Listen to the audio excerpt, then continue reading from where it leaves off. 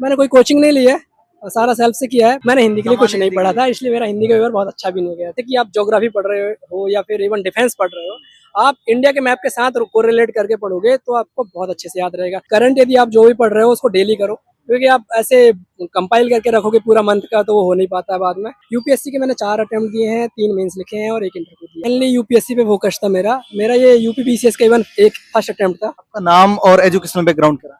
मेरा नाम सतीश कुमार साहू है। मेरी इंजीनियरिंग की है एक्चुअली मैंने एनआईटी भोपाल से। एंड उसके बाद फिर मैंने 3 साल जॉब भी किया है लार्सन एंड टूब्रो लिमिटेड पे। मैंने फिर रिज़ाइन करके एंड देन इसकी प्रिपरेशन स्टार्ट की थी। तो कब से तैयारी मतलब स्टार्ट की? मैंने 2021 में रिज़ाइन किया, देन मैंने 2022 से एक्चुअल में दिल्ली जाके मैंने प्रिपरेशन स्टार्ट की थी। दिल्ली कोचिंग वगैरह की यूपीएससी के लिए या पीसीएस के लिए? मैंने कोई कोचिंग नहीं ली है, सारा सेल्फ से किया है। बट एज एनवायरनमेंट अच्छा है दिल्ली में तो मैं इस चक्कर में दिल्ली शिफ्ट हो गया था, कहाँ रहते हैं? ओआरएल में। ठीक है, तो मतलब स्टार्टिंग जब आपने की तो यूपीएससी के एग्जाम्स ये या फिर पीसीएस के भी एग्जाम्स आपने? मैंने मेनली यूपीएससी पे फोकस था मेरा। मेरा ये यूपी बीसीएस का इवन एक फर्स्ट अटेम्प्ट था। 2024 में दो- आपने पहली बार दिया? हाँ, 2024 का मेरा पहला अटेम्प्ट था और यही पहला मेंस और पहला इंटरव्यू था। मेरे को मेनली मैं यूपीएससी में फोकस था, तो मेरे मेरे पास यूपी या अलग स्टेट्स की प्रिपरेशन करने के लिए बिल्कुल टाइम नहीं रहता था। तो मैंने इसके लिए भी इवन 2-3 दिन ही पढ़ा होगा, इवन मेंस के टाइम पे। एंड प्रीलिम्स के टाइम पे मैंने एक्स्ट्रा कुछ नहीं पढ़ा था। सिर्फ मैं यूपीएससी का जो पढ़ रहा था एंड करंट अफेयर्स जो पढ़ रहा था उससे मेरा प्रीलिम्स निकल गया था। इंटरव्यू का आप अनुभव थोड़ा शॉर्ट में बताएं, कैसा इंटरव्यू का अनुभव रहा?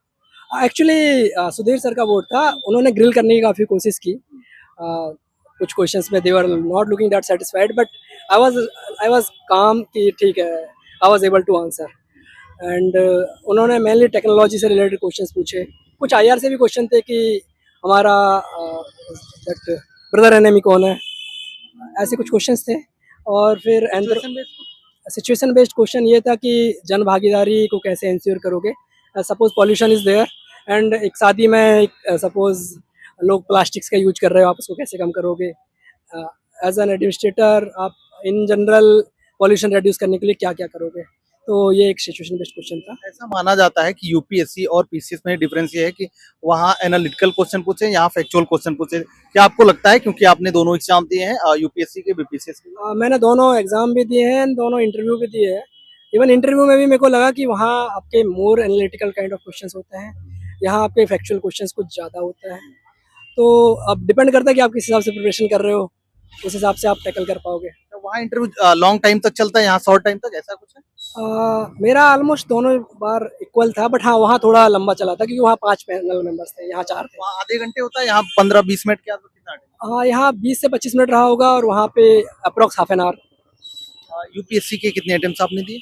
यूपीएससी के मैंने 4 अटेम्प्ट दिए हैं, 3 मेंस लिखे हैं और 1 इंटरव्यू दिया है। वही यूपीएससी की सेम तैयारी में आपने पीसीएस दिया, हो गया आपका? हाँ, सेम में हो गया। एंड इवन सिर्फ मेंस के लिए यूपी स्पेशल के लिए मैंने 2 दिन पढ़ा होगा और उसमें मेंस का मैं अच्छे से करके आ पाया था और हो गया था। कैसे आपने यूपी स्पेशल तैयार कर लिया सर?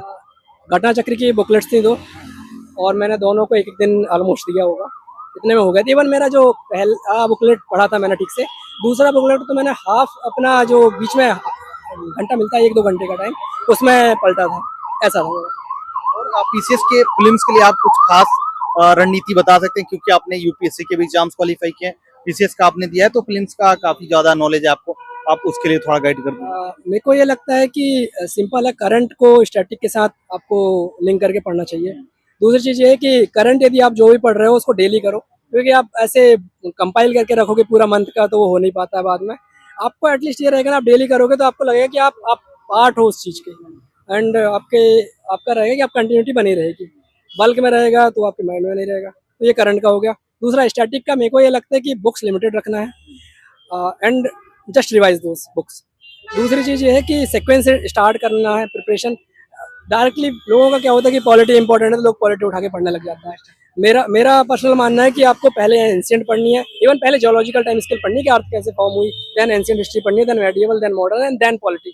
तो वो क्या है, आपको एक पूरी कंटिन्यूटी बनी रहेगी, आप स्टोरी की तरह पढ़ पाएंगे और आपको ज़्यादा याद रहेगा कम टाइम पे। क्योंकि याद करने का भी आपको तरीका लगता है, कुछ याद करें, क्योंकि लोग कहते हैं कि पढ़ते हैं लेकिन भूल जाते हैं, कुछ आप तरीका कुछ खोजे हैं कुछ याद करने वाला? मैं नेमोनिक्स काफ़ी यूज करता हूँ। नेमोनिक्स के साथ साथ में आप क्या कर सकते हो कि ट्राई टू विजुअलाइज, जो भी आप पढ़ रहे हो सिर्फ पढ़ना इंपॉर्टेंट नहीं है, उसको थोड़ा सोचना है।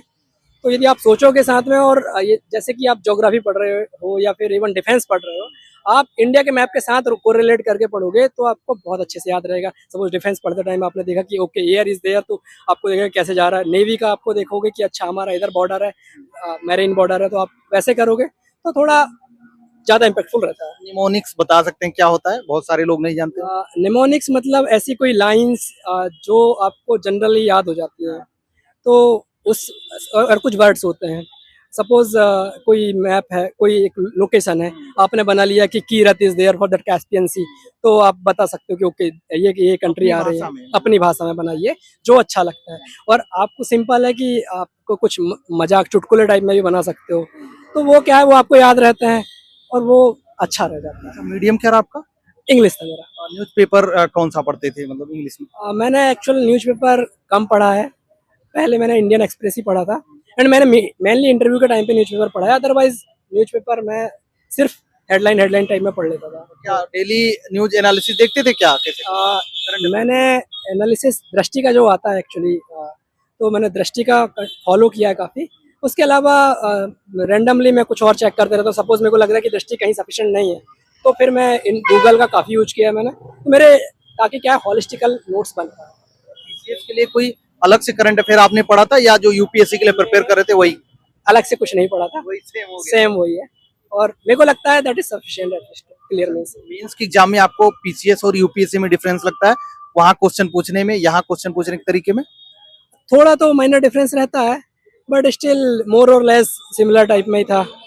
बट हाँ, यहाँ पे कुछ ये है कि one liner kind of questions रहते हैं कि suppose that factual kind of, but वहाँ वैसा नहीं रहता। वहाँ more of analytical kind of questions होता है। ये है, बट ये है कि आपको मेनली पेपर कंप्लीट करना है टाइम पे और अच्छे मतलब ऐसा नहीं होना चाहिए कुछ क्वेश्चंस आपने बहुत अच्छे लिखे, कुछ क्वेश्चंस आपने बिल्कुल खराब कर दिए। ट्राई करना है कि बैलेंस्ड वे में लिखो, ज़्यादा इम्पैक्ट रहेगा। कुछ आंसर राइटिंग करने के तरीके आप बता सकते हैं? पहला तो ये है कि स्ट्रक्चरिंग आपको अच्छे से सीखना है। उसके अलावा यही है कि आप यदि आप कोई टेस्ट सीरीज ज्वाइन कर लो किसी का तो बेहतर है। अच्छे लोग आपको गाइड कर पाएंगे क्या है। नहीं कर पाते हो तो आपके जो पीयर्स हैं, जो अच्छे लोग हैं, उनसे चेक कराइए कि क्या गलत है क्या सही है। एंड मेनली मेरा ये लगता है कि आपको क्वेश्चन पढ़ते सही से आना चाहिए और क्वेश्चन को आपको मतलब काटते आना चाहिए कि ओके क्या क्या पॉइंट्स हैं, आप कितने मैक्सिमम नंबर ऑफ पॉइंट्स में उसको लिख पाओगे, उतना ज़्यादा इम्पैक्ट पड़ेगा। अच्छा, यहाँ के आंसर देने में पीसीएस में और जो आप आंसर यूपीएससी में लिख के आते हैं, दोनों सेम आंसर होना चाहिए? मतलब डिफरेंस आपको लगता है यहाँ ज्यादा फैक्चुअल डाटा देना चाहिए, वहाँ कम देना चाहिए? ऐसा ऐसा कुछ नहीं है। आपका आंसर अच्छा होना चाहिए, क्वेश्चन की डिमांड कंप्लीट होनी चाहिए। आपने क्वेश्चन की डिमांड अच्छे से पूरी की है तो बेहतर है एंड जितना आप फैक्ट्स डाल पाओगे उतना बेहतर है। बट ऑब्वियसली फैक्ट्स एक लिमिटेड नंबर ऑफ फैक्ट्स आप याद रख सकते हो, तो ऐसा। यहाँ के हिंदी के लिए कुछ पढ़ा था आपने? मैंने हिंदी के लिए कुछ सामान्य नहीं हिंदी पढ़ा के था, इसलिए मेरा हिंदी का पेपर बहुत अच्छा भी नहीं गया था। मतलब मैंने एक दिन भी नहीं पढ़ा उसके लिए, तो वही था। मैं मेरे जो एक्चुअली मैं 12th तक हिंदी मीडियम था, तो उसी हिंदी से मैंने जितना भी लिख के आया। एथिक्स के लिए एथिक्स के लिए जो यूपीएससी का मैंने पढ़ा था ऑलरेडी। क्या सोर्स है? मैंने एक्चुअली एम के यादव की एक बुकलेट आती है, उस बुकलेट को फॉलो किया था। एंड उसके अलावा मैंने जैसे ओनली आईएएस का कुछ कंटेंट है उससे वैल्यू एडिशन कर लिया था।